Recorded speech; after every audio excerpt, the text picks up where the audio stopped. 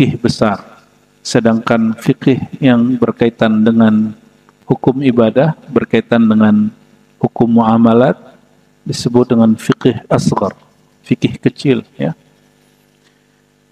Sebelumnya kita membahas tentang keluarga Nabi sallallahu alaihi wasallam, para sahabat, afdalun nas ba'dan Nabi sallallahu alaihi wasallam.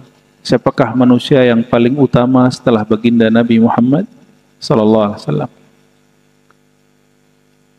Perbedaan hakiki antara ahlus sunnah, kita ahlus sunnah, dengan di luar ahlus sunnah satu saja.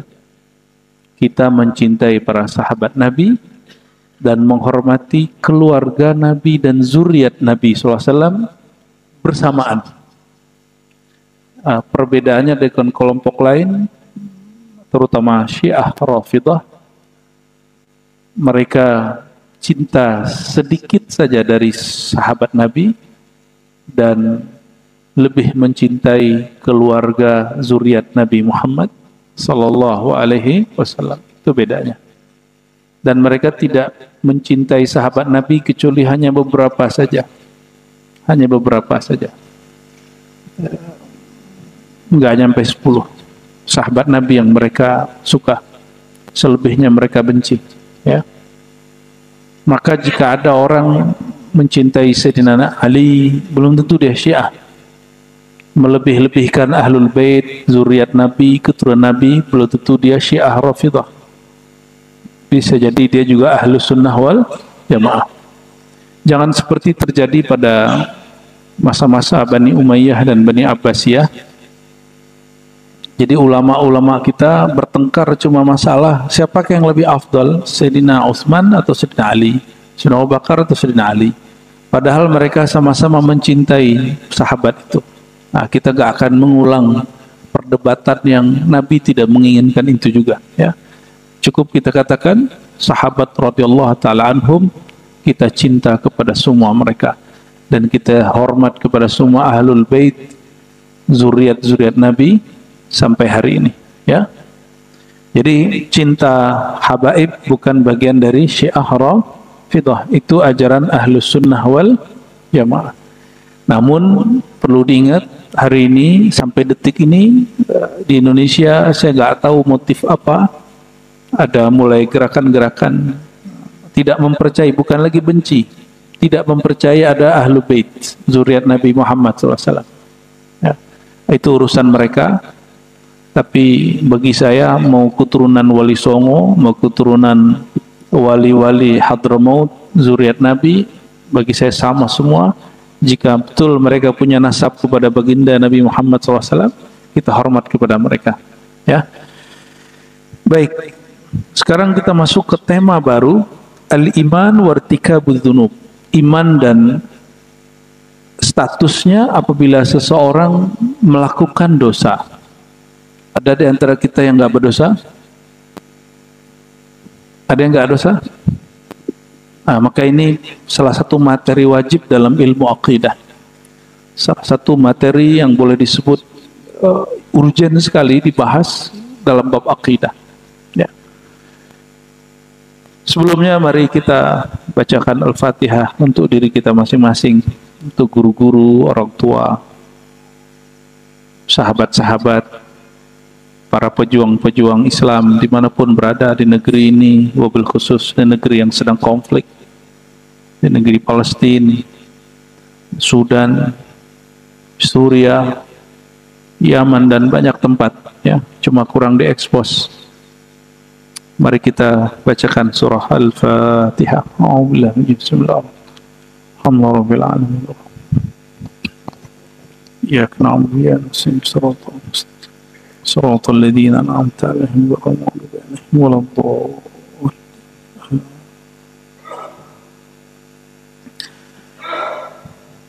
وبسندنا المتصل الإمام أبي حنيفة قال ولا نكفر مسلما بذنب من الذنوب. Ini kaidah mohon diingat-ingat, ya.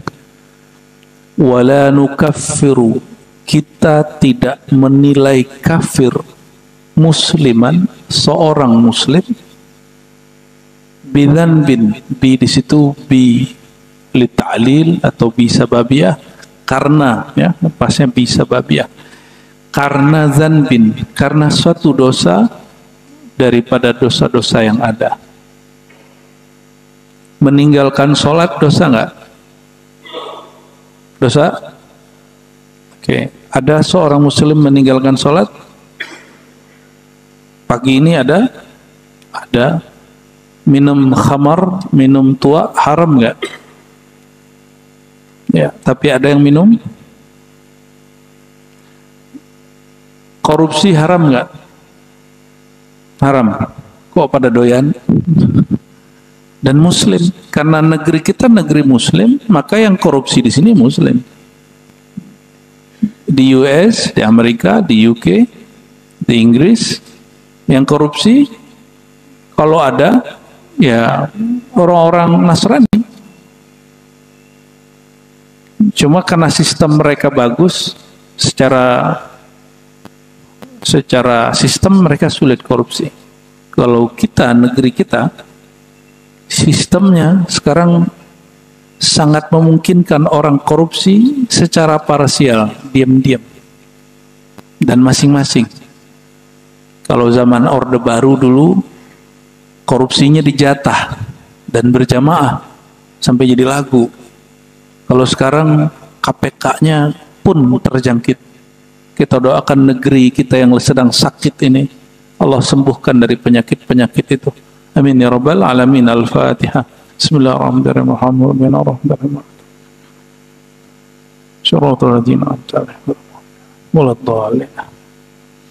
Dan siapapun nanti presidennya, kita masih saudara. Ya, jangan kejadian seperti 4 tahun lalu, cuma karena urusan presiden yang belum tentu juga jadi waktu itu, sudah banyak orang yang berhenti bersaudara.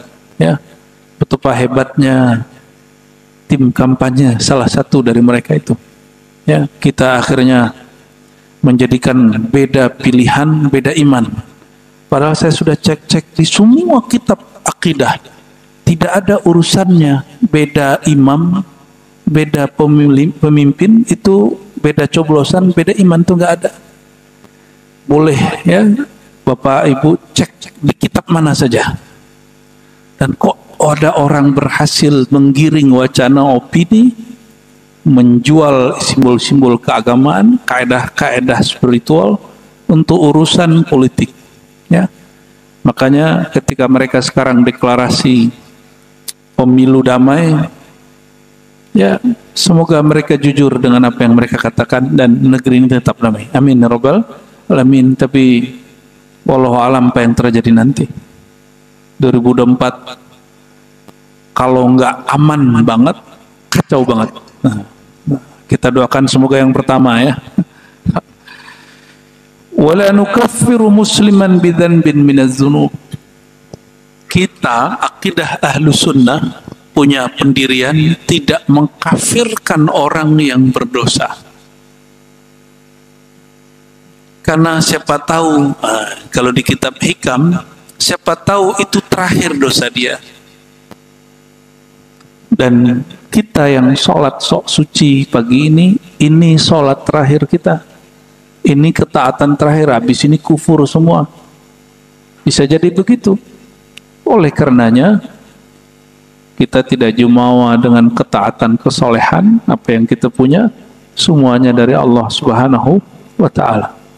Dosa itu ada dua, kabirah dan saghirah. Dosa besar, dosa kecil. Tidaklah dosa itu besar kalau seseorang itu ada harapan ingin kembali kepada Allah, maka dosanya akan dianggap kecil oleh Allah. Dan tidaklah dosa disebut kecil kalau orang lakukan berulang-ulang dan dia merasa aman daripada azab Allah. Nah, bisa diulang? Tidak ada dosa besar kalau orang mau kembali kepada Allah. Itu Allah sendiri yang berkalam, wahai Bani Adam, seandainya dosamu ya menjulang tinggi hatta ananas sama, sampai menjulang ke langit, tapi kalau kalian datang kepadaku ya, bertobat kepadaku, atubu alaik, aghfirulak, aku ampuni kalian. Itu Allah sendiri yang berkala. Dan tidak ada dosa kecil, tidak disebut dosa kecil jika dilakukan berulang-ulang dan merasa aman dari azab Allah Subhanahu wa ta'ala. Kadang Allah itu menguji seseorang dengan taat, apakah dia sok suci. Kadang Allah menguji seseorang itu dengan maksiat, dosa, apakah dia putus asa. Yang sudah subuh pagi ini, itu sholatnya pasti diterima nggak? Pasti diterima nggak Pak? Pasti atau tidak? Pasti atau tidak? Hah? Ini yang jelas nih jawabannya nih. Pasti atau tidak? Enggak pasti. Karena sholat kita nggak pasti diterima, maka maksiat orang yang ada pagi ini, malam ini juga belum tentu dikekalkan. Siapa tahu itu dihapus dan diganti menjadi taat. Sama, ya. Oleh karenanya,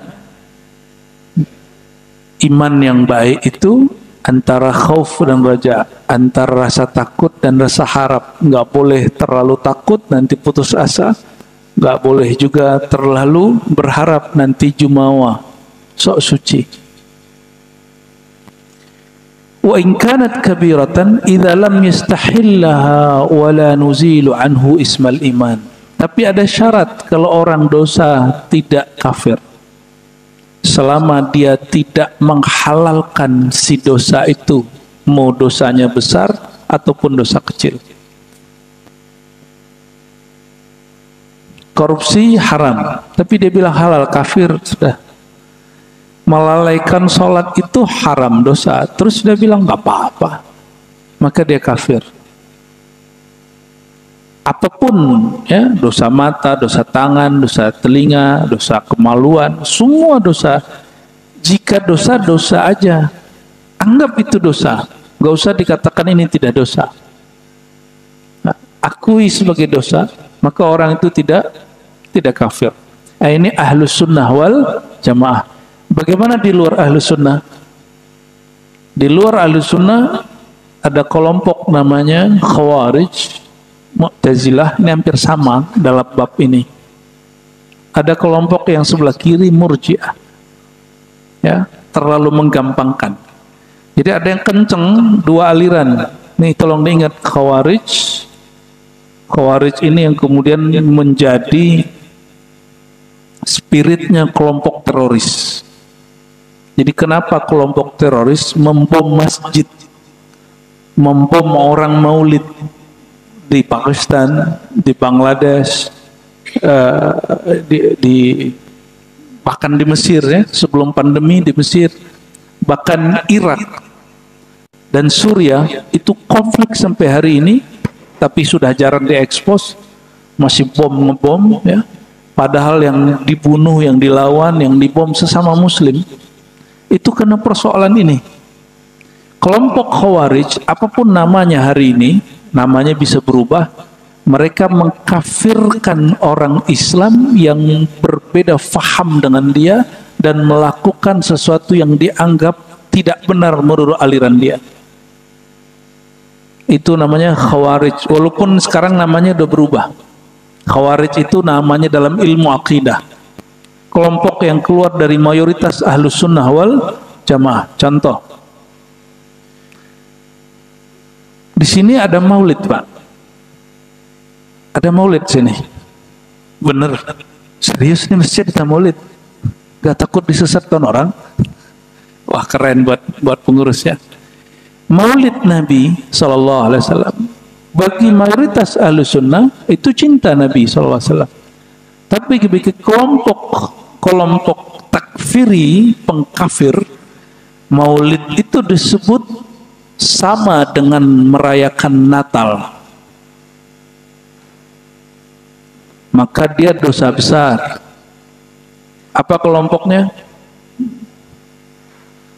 Ya, ternyata kelompoknya yang kita impor sering dari Saudi, Ternyata Saudi pun sudah membuang kelompok ini.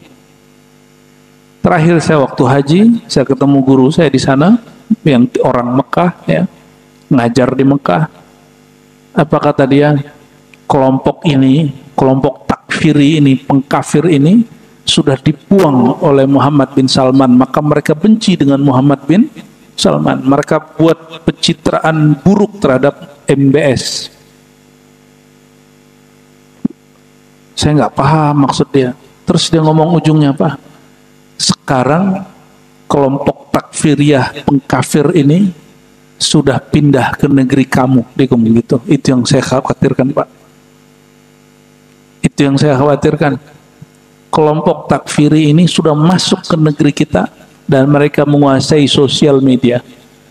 Cuma nanti karena beda faham dalam pergerakan, dalam bab syiar-syiar keagamaan, kita nanti dituduh kafir. Ya. Mereka masuk lewat pergerakan dan syukurnya negeri ini sudah melarang beberapa gerakan-gerakan ekstrim, tapi belum total. Belum total. Masih ada gerakan yang dibiarkan. Ya.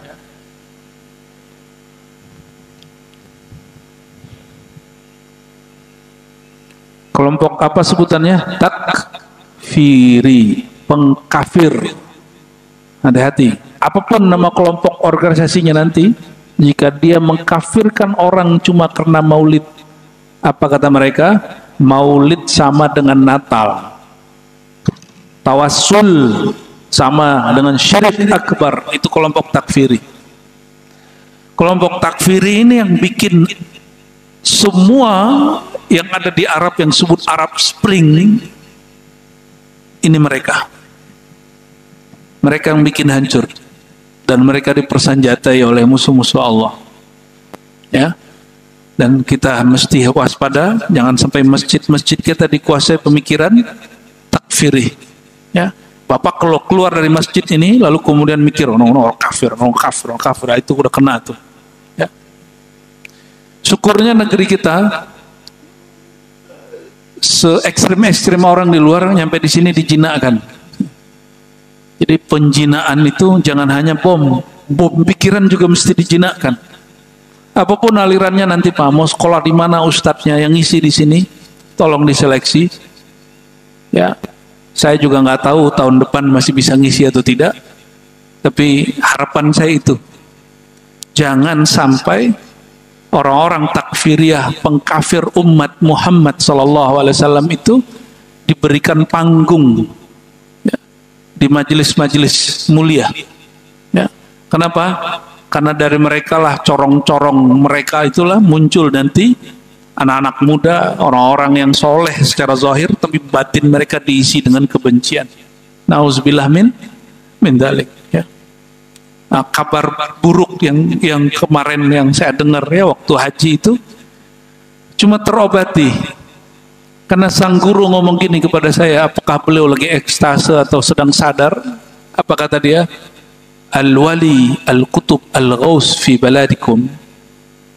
Pemimpin para aulia sekarang berada di negeri kalian. Itu ngomongan beliau. Itu langsung yang tadinya kita gelisah, langsung kayak dapat air hujan dari langit, rasanya sejuk lagi. Oh, berarti Allah itu jika ingin kasih hadiah buat satu umat, satu negeri, diberi ujian juga besar di sana.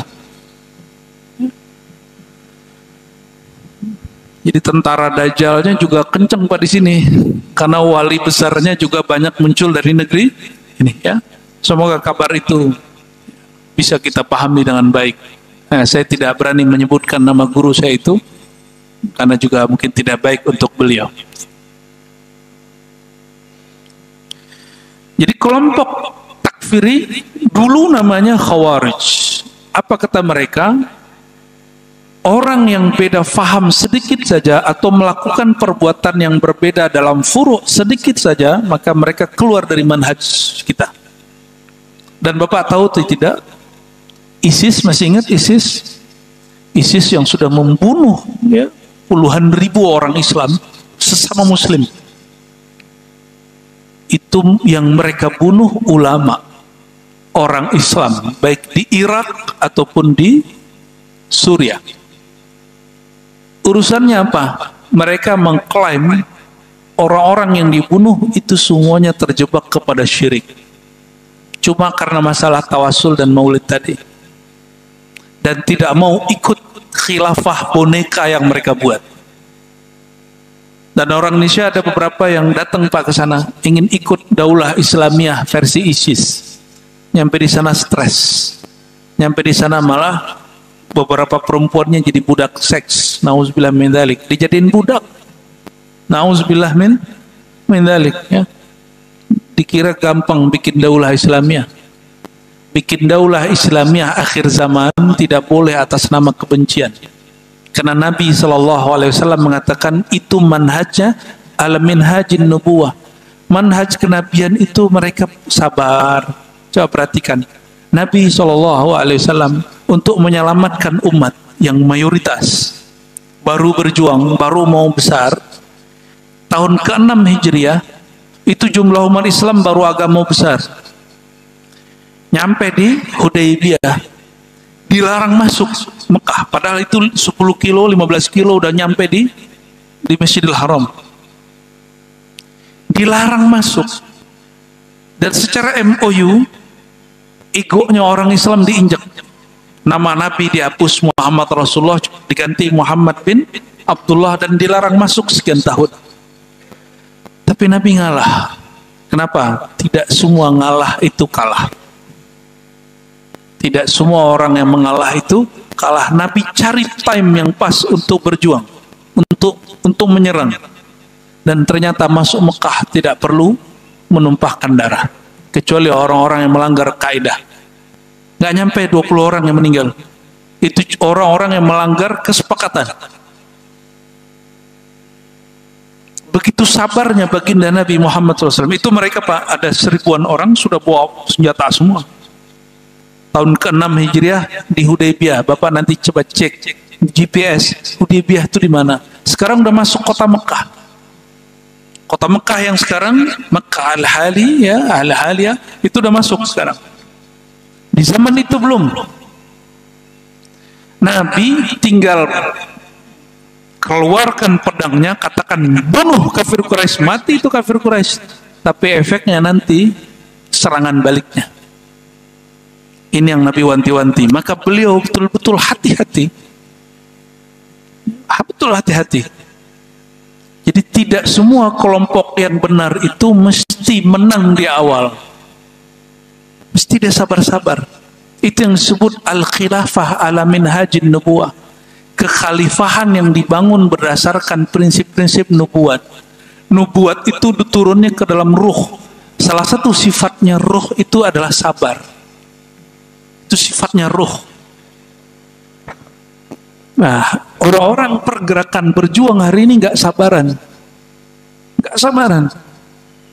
Efeknya umat Islam juga ya banyak yang korban. Ya. Habis itu tetap aja dianggap salah, ya.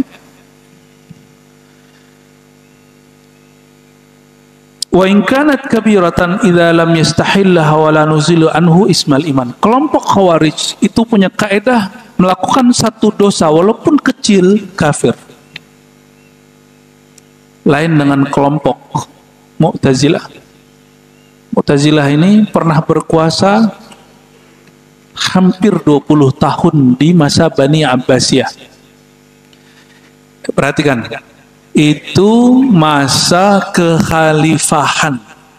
Maka kekhalifahan yang pernah ada setelah kekhalifahan Sayyidina Ali, Abu Bakar, Umar, Utsman, Ali, tidak semuanya kekhalifahan mereka itu sesuai dengan khilafah Nabi Muhammad sallallahu alaihi wasallam. Maka teman-teman, saudara-saudaraku yang mengasihi Allah, saya mencita-citakan khilafah, tapi bukan khilafah Abbasiyah, bukan khilafah Umayyah yang bunuh Sayyidina Al-Husain, bukan khilafah Abbasiyah yang menelanjangi Imam Ahmad bin Hanbal, yang nyiksa ahli hadis, yang gantung ya Imam Ahmad bin Nasr, disalib dia, disalib nggak diangkat-angkat 5 tahun Pak, cuma karena nggak mau ngikutin ideologi Mu'tazilah yang nggak penting pembahasannya beberapa bulan yang lalu, apakah Quran makhluk atau tidak. Itu karena dia bilang Al-Quran tidak makhluk, sedangkan Mu'tazilah bilang Quran makhluk, digantung dia. Itu kelompok yang dianggap di kampus, ya. Dulu dosen saya bilang ini kelompok rasional paling logis. Saya kritisi itu dosen, kalau ini logis dan rasional, kenapa kelompok ini maksain orang ikut dia? Ya, itulah kritik saya kepada penganjur Mu'tazilah di UIN, di semua kampus Islam. Ya, dimulai dari dulu Profesor Harun Nasution dan murid-muridnya sampai hari ini yang mengagumi Mu'tazilah tapi tidak membaca dari buku Mu'tazilah itu sendiri. Ya, saya 7 tahun mengajar ilmu akidah di kampus UIN dan saya keluar, ya. Itu kitab Mu'tazilah saya ajarkan terbuka di kampus. Judulnya Syarah Usulul Khamsah. Setebal ini, Pak. Salah satu doktrin Mu'tazilah yang diagung-agungkan ajaran rasional, ajaran logis oleh para penganjur-penganjurnya di kampus, apa? Mu'tazilah itu kelompok yang mendahulukan akal daripada kitab suci. Bagi saya nggak kagum. Kenapa? Bukan itu. Bahayanya Mu'tazilah, apa kata mereka? Seseorang kalau dia mukmin lalu dia melakukan dosa, nih berarti kan mukmin melakukan dosa, maka dia tidak lagi mukmin tapi juga belum kafir. Mukmin tidak, kafir belum. Paham maksudnya? Posisi ini disebut dengan status antara dua status. Status itu bahasa Arab manzilah. Bainal manzilatain, antara dua status, antara kafir dan mukmin. Tapi dia bukan mukmin lagi, bukan juga kafir, antara itu. Itu yang disebut antara kafir dan mukmin, posisi antara iman dan kufur. Bukan antara surga neraka, itu nggak ada. Ya, Mu'tazilah keyakinannya begitu. Coba saya perhatiin lagi. Kelompok yang dianggap paling maju intelektualnya di zaman itu, yang dikagumi di kampus-kampus Islam, kelompok yang mengatakan orang yang melakukan maksiat tidak mukmin tapi juga bukan kafir, tapi disebut dengan fasik, dan mereka khalidan mukhalladan finnar, kekal di dalam neraka. Itu yang dikatakan Mu'tazilah. Coba perhatiin, bandingkan dengan kelompok takfiri tadi, kelompok Khawarij. Apa kata kelompok Khawarij? Pelaku maksiat, pelaku dosa, mereka kafir dan kekal di neraka. Kalau kelompok Mu'tazilah, pelaku maksiat tidak kafir, tidak mukmin, juga kekal di neraka karena mereka fasik. Sama-sama ekstrim nggak? Cuma beda dalam status. Maka wallahi saya bilang kepada mahasiswa dan dosen-dosen senior, saya bukan penganjur Mu'tazilah karena kelompok ini berbahaya. Jadi benarlah ketika kemudian Imam Abul Hasan Al-Asy'ari mengkritisi ayah tirinya, namanya Abu Ali Al-Jubai. Jadi ibu dia meninggal ayahnya, menikah dengan Abu Ali Al-Jubai yang mengatakan kafir, tidak kafir tapi tidak mukmin, pelaku maksiat. Dikritisi sama dia dan kalah debat. Anak tiri mengalahkan debat ayah tirinya. Anak tiri ini bernama Imam Abul Hasan Al-Asy'ari. Maka bernamalah waktu itu kelompok yang mengalahkan Mu'tazilah itu Ahlus Sunnah, jalur Imam Abul Hasan Al-Asy'ari. Disebutlah Asy'ariyah. Siapa guru Imam Asy'ari? Ada beberapa senior kita dari kalangan Nahdiyin itu kurang pas menyebutkan sanad Imam Asy'ari. Dia menyebutkan silsilah Asy'ari ke Mu'tazilah, itu kurang pas. Ya mungkin hafalannya mungkin lupa, salah hafalan gitu. Tidak mengurangi hormat saya kepada beliau, ya, tapi ini tidak benar. Imam Asy'ari berguru kepada Imam Zakaria As-Saji. Zakaria Saji berguru kepada murid-murid Imam Syafi'i. Ya, ada Al-Karabisi, ada Ahmad bin Hambal, dan ada Imam Rabi' dan lain-lain. Mereka ini mengambil ilmu daripada Imam Syafi'i. Maka akidah Imam Asy'ari itu juga akidah Imam Syafi'i. Jadi kalau ada orang bilang, ente ini mazhab Syafi'i, kok nggak akidah Syafi'i? Nggak connect dia. Imam Syafi'i dikenal imam fiqih mazhab, tidak dikenal sebagai imam akidah. Tapi ajaran akidah beliau dipopulerkan oleh Imam Abul Hasan Al-Asy'ari. Disebutlah akidah Asy'ariyah. Imam Asy'ari lahirnya diperkirakan 250-an atau 260, tapi nggak lebih. Berarti 40 tahun umurnya itu di zaman salafus soleh, dan beliau wafat tahun 324 Hijriah. Di Mesir ada Imam Ahli Sunnah, bukunya sudah saya terjemahkan dan kita beri ulasan pendek di depan, kita jadiin bahan daurah. Akidah Thahawi, Imam Abu Ja'far Thahawi, imam yang meriwayatkan kitab Fiqhul Akbar tapi dia ringkas. Nama akidahnya Akidah Thahawiyah. Tapi nggak masyhur. Kenapa? Karena beliau lebih dikenal sebagai ahli hadis daripada ahli akidah. Apa alasan lainnya? Yang sering berdebat dengan kelompok-kelompok menyimpang Imam Asy'ari, bukan Imam Thahawi. Ada satu lagi yang saya pernah ziarah di Uzbek, yaitu di Samarkand, Imam Abu Mansur Al-Maturidi. Imam ini sering berdebat dengan kelompok Mu'tazilah tadi, sehingga semua persoalan Mu'tazilah dijawab di bukunya.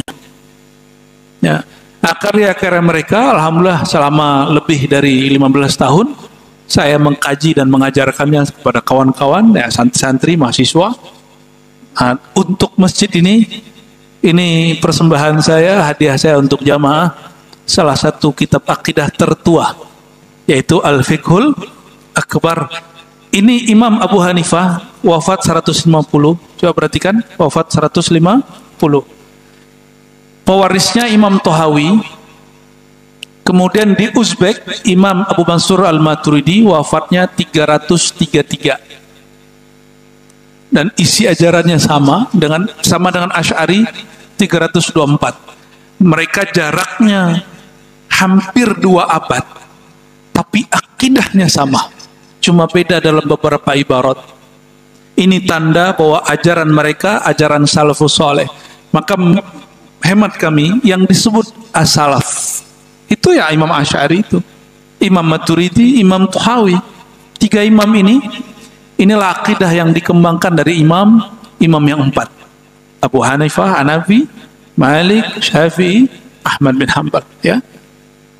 Dan ini yang paling populer, Bapak Ibu Saudara yang dimuliakan Allah, bahwa kita Ahlus Sunnah wal Jamaah tidak mengkafirkan orang meskipun mereka melakukan dosa besar dengan syarat satu, tidak menghalalkan dosa itu. Tapi contoh, ada orang nggak sholat terus dia ngomong gini, ngapain sholat?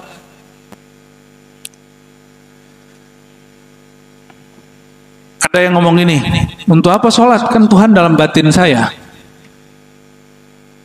Itu juga kafir, Pak. Ulang syahadatnya itu. Ya, itu bukan sufi. Sufi tidak ada yang mengingkari syariat. Ini perhatikan. Sufi tidak ada yang mengingkari syariat, itu namanya kebatinan, al-batiniyah. Imam Ghazali nulis kitab judulnya Fadha'ih al-Batiniyah, ya, membeberkan kekeliruan kelompok kebatinan. Nah, salah satu ajaran mereka seperti itu. Gak usah nyembah Allah, sholat gak usah. Kenapa? Tuhan kan dalam dirimu.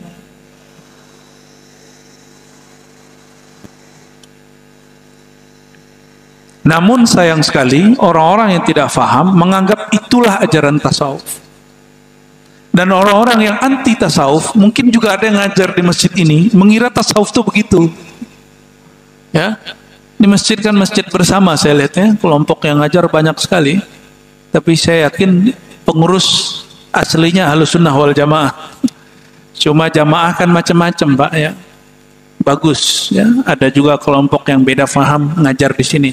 Cuma hati-hati aja, ya. Hati-hati aja. Nanti masjidnya bisa hilang, Pak, dalam tanda kutip. Wala nuzilu anhu ismal iman wa nusammihi mu'minan haqiqatan. Pelaku maksiat selama tidak mengatakan maksiat itu boleh, dia mukmin secara hakiki. Ingat, wa nusammihi mu'minan haqiqatan, dia mukmin secara hakiki. Dia mukmin. Kenapa? Kita jujur aja sama diri kita sendiri. Kemarin mungkin hari ini belum maksiat secara zahir, batinnya sudah maksiat belum? Pagi ini sudah ngeremehin orang belum? Sudah mandang rendah batin orang belum? Kalau ya, kolbunya sudah maksiat. Mungkin bukan itu yang dimaksud.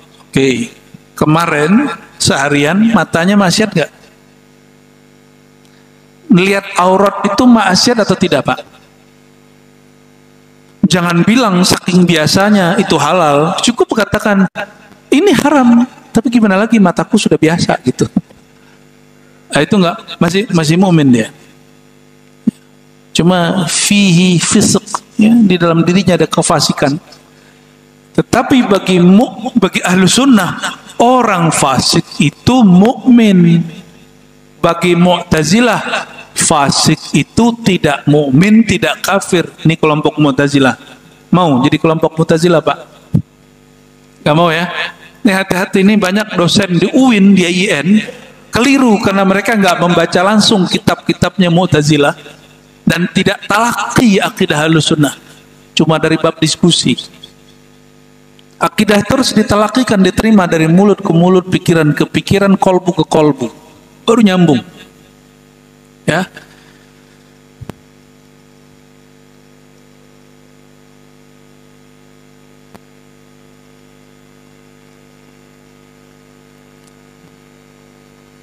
Dan tolong waspada, sekarang muncul takfiri siasi, kelompok yang mengkafirkan umat karena persoalan isu politik. Itu sudah terjadi 2019 sebelumnya. Ya, awalnya global, urusan bab tentang tauhid, ya. Beda faham dia masalah tauhid, kita dianggap kafir. ISIS itu Bapak Ibu, mungkin kita sudah lupa karena memori kita pendek sekali. ISIS itu punya 20 inti ajaran besar. Itu saya masih ingat ajaran mereka yang nomor 11. Apa kata mereka? Negara negeri yang punya ideologi selain Al-Quran dan Sunnah, maka itu negeri kafir, penguasanya kafir, polisinya kafir, rakyatnya kafir.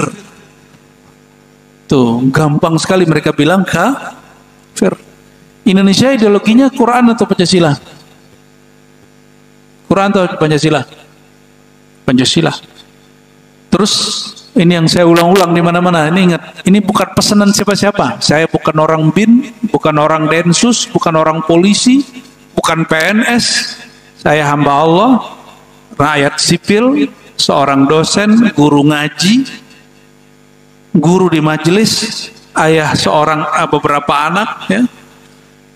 Saya wajib mengingatkan ini karena orang sudah mulai mengatakan Pancasila yang merupakan hadiah ulama-ulama kita yang berjuang dulu, dianggap mereka sebagai tauhid. Betapa bodohnya orang yang mengatakan Pancasila itu tauhid. Tauhid itu artinya sesembahan selain Allah, padahal nomor pertama dari Pancasila isinya apa? Ketuhanan yang Maha Esa. Jadi banyak orang menolak satu yang dia nggak ngerti. Pas kita tanya, bagian mananya yang tauhid di Pancasila? Ternyata yang dia bayangkan itu adalah Garudanya. Dikira kita nyembah Garuda. Dia nggak bisa membedain simbol dengan sesembahan. Coba Pak, cek nih, biar kita bernegara itu nggak taklid. 5 rukun Pancasila, bahasa Arabnya rukun, kalau kita sebut bahasa kawinya sila. Sila 1, 2, 3, 4, 5. Mana di situ yang syirik? Ada nggak? Ketuhanan yang Maha Esa. Nomor 2? Coba cek. Nasionalismenya bermasalah kan nih? Hah? Nomor 2 apa? Kemanusiaan? Oh benar, lolos ini nomor 2. 3. Persatuan itu Qur'annya innamal mu'minuna ikhwah. Manusia beriman itu bersaudara. Nomor 4. Ini Pak kayaknya banyak salah nih. Ya lagi. Di situ ada 2 unsur, 1 kerakyatan, 2 musyawarah, dan dua-duanya istilah orang Islam. Kerakyatan ketemu nggak Pak di kitab selain kitab orang Islam? Ra'iyah ketemunya di hadis apa di hadas? Musyawarah wa amruhum syura bainahum ketemunya di Quran atau di kitab selain Quran? Kemanusiaan insaniyah adil ada nggak di kitab selain kitab Quran? Nggak ada. Qul huwallahu ahad, Allah Maha Esa, ketuhanan Maha Esa, sama aja tuh. Nomor 5 apa? Keadilan sosial. Ya dulu bersikap adillah kamu, itu dekat kepada ketakwaan. Itu semua istilah keadilan. Itu bukan bahasa Sanskerta, bukan bahasa orang India, itu bukan. Itu bahasa Islam semua. Oleh karena itu, syukuri negeri ini, Allah tambahkan nikmat kedamaian, kesejahteraan. Kita nggak akan sanggup membendung itu semua. Tapi ya ini saya kabarkan Pak Pengurus, jangan GR ya. Masjid yang saya masih pertahankan pengajiannya selama sebulan itu cuma 3 masjid komplek. Saya tinggal di Depok bagian sono, sama ini Amantar yang waktu duha jam 8. Saya nggak tahu juga kenapa saya mau ke sini, Pak. Tapi ada bocoran sih sebenarnya. Untuk ngimbangin aja sebenarnya. Untuk ngimbangin. Nanti kalau sudah netral, masjidnya saya tinggal. Seperti yang kita lakukan di beberapa masjid. Ya, kalau sudah kuat ahli sunnahnya, udah tugas saya selesai di situ, saya pindah lagi ke masjid yang lain. Jadi sebulan, dulu hampir setiap hari saya ngajar di masjid, tapi sekarang saya lebih banyak di majelis. Gitu. Ini yang saya pertahankan, karena salah satu hobi kami adalah ngaji akidah. Karena itu yang bisa membuat orang faham bahwa bernegara itu salah satu bagian daripada unsur pelengkap sisi keberagamaan seseorang. Ya. Wa yajuzu ayyakuna mu'minan fasiqan ghaira kafirin. Nah, ini bagian penutup ya. Boleh saja ada seorang mukmin yang dia melakukan maksiat ghaira kafirin, tapi tidak disebut kafir. Ini mohon maaf ya, koruptor kafir atau fasik dengan syarat apa? Dia tidak menghalalkan korupsi. Jadi jika ada wakil rakyat, pejabat menghalalkan korupsi, kafir. Tapi coba tanya, mereka gak akan menghalalkan, ya. Cuma eman aja katanya kalau dibiarin. Pengen, itulah yang kita lihat ya. Yang korupsi itu orang kaya apa orang miskin, Mbak? Orang punya jabatan atau nggak punya jabatan? Berarti emang korupsi itu bukan yang dilakukan orang-orang miskin, orang-orang kaya dan punya jabatan. Nah, berdasarkan ini Bapak Ibu saudara-saudariku mungkin Allah, salah satu ajaran rahmatan lil alamin yang diajarkan oleh baginda Nabi Muhammad SAW, yang kemudian ajaran beliau diturunkan, diriwayatkan para ulama menjadi ajaran Ahlus Sunnah, yang merupakan ajaran wasatiyah, ajaran moderat. Apa itu? Tidak mengkafirkan seorang mukmin karena dosa jika mereka tidak menghalalkan dosa itu, ya, dan menyebut mereka fasik, tetapi fasik dalam istilah kita berbeda dengan fasik menurut kelompok Mu'tazilah. Ahlus Sunnah menganggap fasik ini masih mukmin yang berlaku dosa, karena tidak ada seorang mukmin pun kecuali dia punya dosa. Selain Nabi Shallallahu Alaihi Wasallam pasti punya dosa. Saya yakin hari ini Bapak Ibu sudah ada yang berniat mau dosa, ya. Itu dosa tapi tidak bikin kafir, ya. Maka ke depan jika ada orang-orang mengkafirkan sama Muslim karena urusan politik, urusan beda faham, beda amalan, tolong hati-hati, itu kelompok-kelompok takfiri. Dan jangan sampai ada mu'alim pengajar di masjid ini kelompok yang cenderung ke kelompok itu, ya. Jika ada, kalau dia mungkin dicurigai, tapi cek aja. Saya yakin ketika mereka sudah nyampe di Indonesia, insya Allah mereka moderat, ya. Semoga Allah Ta'ala jadikan masjid ini salah satu masjid yang memperjuangkan ajaran Ahlus Sunnah wal Jamaah, masjid yang mengajarkan ajaran wasatiyah moderat yang disebut oleh para ulama ajaran rahmatan lil alamin, membawa rahmat bagi alam semesta. Untuk negeri ini, untuk ulama-ulama yang berjuang untuk negeri ini, untuk guru-guru kita, para kiai, para masyaikh, para habaib, para pendiri masjid ini, para pengurus, para imam, para jamaah, kita kirimkan hadiah doa, dan doa terbaik adalah alhamdulillah, dan alhamdulillah adalah surah Al-Fatihah. Ila arwahim al-mazkur asmahum al-Fatihah. Bismillahirrahmanirrahim. Iyyaka na'budu wa iyyaka nasta'in. Shiratal mustaqim. Shiratal ladzina ghairil maghdubi 'alaihim waladdallin. Amin. Na'udzubillahi minaz syaitonir rajim. Bismillahirrahmanirrahim. Allahumma rahmanir rahim ya karim ya azim. Shalli ala nabiyyina Muhammad. Allahumma ya Allah, meskipun amal kami sedikit, fa'azimha indaka ya Allah, mohon engkau besarkan dengan kebesaran engkau ya Allah. Allahumma salli wa sallim wa barik ala nabiyyina Muhammad. Ya Allah, sampaikan, limpahkanlah salawat dan salam kepada ruhaniah baginda Nabi Muhammad sallallahu alaihi wasallam. Allahumma bika asbahna wa bika amsayna. Ya Allah, kami memasuki waktu pagi ini dengan izin dan rahmat dari engkau, dan kami nanti memasuki waktu sore juga dengan rahmat dan izin engkau.